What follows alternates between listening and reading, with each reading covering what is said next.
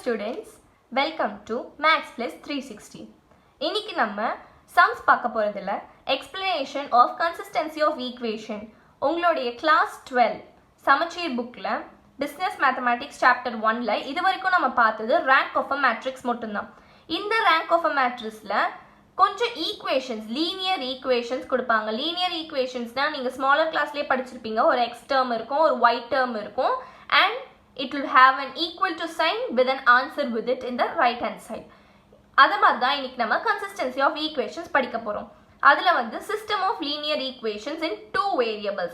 variablesனா என்னன்னா x, y, z இதெல்லாம் தான் variables.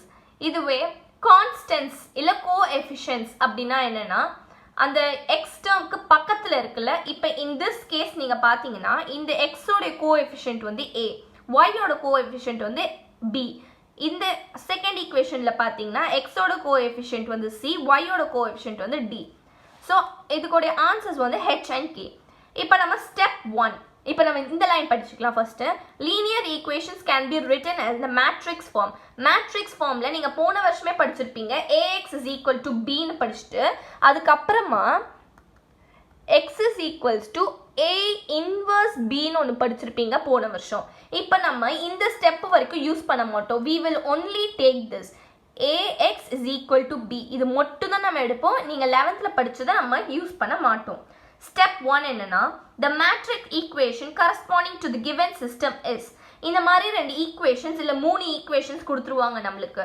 இந்த ஈக்குவேஷன்ஸ்ல இருந்து நம்ம மேட்ரிக்ஸ் ஃபார்ம்ல எழுதணும். அதுதான் நம்மளோட ஸ்டெப் 1. மேட்ரிக்ஸ் ஃபார்ம்ல எழுதணும்னா a அப்படினா என்னன்னா ஈக்குவல் டுக்கு லெஃப்ட் ஹேண்ட் சைடுல இருக்கிற கோஎஃபிஷியன்ட்ஸ் தான் நம்மளோட a ன்னு அர்த்தம்.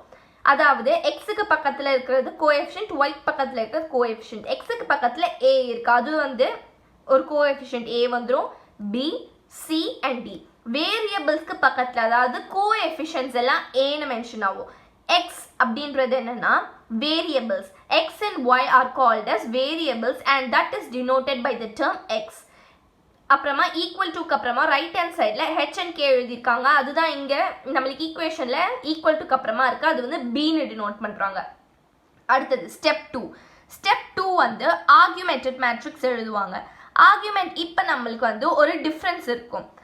மேட்ரிக் நம்ம இது வரைக்கும் டீல் பண்ண சம்ஸ் எல்லாமே ஆர்குமெண்டட் மேட்ரிக்ஸ் 2ஆக டிவைட் பண்ணுவோம். நம்ம ஒரு டேப்லெட் காலம் மாதிரி போட்டு ரெண்டு பக்கம் டிவைட் பண்ணிக்குவோம். we will divide it into two halves. Augmented matrix ஒரு பக்கம், எலிமெண்ட்ரி டிரான்ஸ்ஃபர்மேஷன் ஒரு பக்கம். பட் இனிமேட்ல இந்த சம்ஸ்ல வந்து நம்ம என்ன பண்ணுவோம்னா matrix A augmented matrix which is called as A, B. அதாவது நான் போன சம்ஸ்லயே நம்ம பார்த்திருப்போம் A and B put together is called as an augmented matrix and elementary transformation. இந்த மாதிரி மூணா பிடிச்சுக்கணும். மேட்ரிக்ஸ் Aனா என்னன்னா ஒண்ணுமே இல்லை, இந்த மேட்ரிக்ஸ் A மேட்ரிக்ஸ் மட்டும் எடுத்து எழுதுவோம். அடுத்தது ஆர்குமெண்டட் மேட்ரிக்ஸ்னா A matrix and B matrix put together is called as augmented matrix.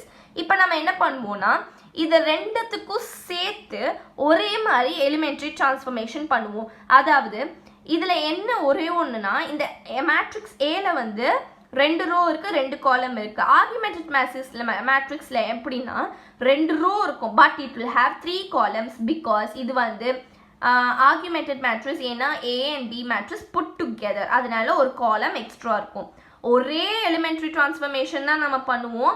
வேற வேற இதுக்கு ஒன்று பண்ண மாட்டோம், ஒரே இதுதான் பண்ணுவோம். இதுக்கு தனியாக ரேங்க் கண்டுபிடிக்கணும், இதுக்கு தனியாக ரேங்க் கண்டுபிடிக்கணும். இப்போ இதுக்கு சப்போஸ் 2ன்னு வரும், இதுக்கு சப்போஸ் 3ன்னு ரேங்க் வந்துச்சுன்னு வைங்க. இதுக்கப்புறம் நம்ம சில ஸ்டெப்ஸ் படிப்போம். That is called as step 3, testing the consistency. இதுல 4 இருக்கு. இந்த 4மே வந்து நீங்க at a time வந்து படிக்க முடியாது. when you go with the sums, when you proceed with the sums, you will come to understand. இப்படி பாத்தீங்கன்னா ஏதோ Greek and Latin மாதிரி தான் புதுசா உங்களுக்கு இருக்கும். பட் ஆனா if you proceed with the sum, you will definitely understand it. It is not at all tough. ரொம்ப பார்க்க அப்படி இருக்கும், but if you understand and learn it's the simplest of your book. இந்த புக்லேயே உங்களுக்கு இதுதான் ரொம்ப சிம்பிளஸ்ட் சாப்டராக இருக்கும். And this matrix and determinants ரொம்பவே இம்பார்ட்டண்டான chapter. You can not miss out any sums in that. கண்டிப்பாக ஒரு 2 மார்க் 3 மார்க் 5 மார்க் உங்களுக்கு இதில் வரும். அண்ட் ஃபர்ஸ்ட் இருக்கிறது இஃப்னா வந்து கிவன் அர்த்தம். எல்லா சம்ஸ்லையும் இஃப்னா கிவன், பட் ஆனால் இது வந்து நம்ம ஸ்டெப்ஸில் படிக்கிறதுனால எல்லாமே இஃப்ல தான் ஆரம்பிக்கும். So don't confuse that and this. இது வந்து rank of a comma b is equal to rank of a, then the equations are consistent அப்படின்னு அர்த்தம்.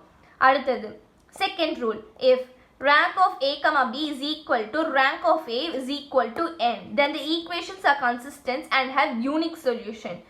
If rank of a comma b is equal to rank of a which is lesser than n, இந்த n னா நீங்க என்னன்னு கேட்பீங்க.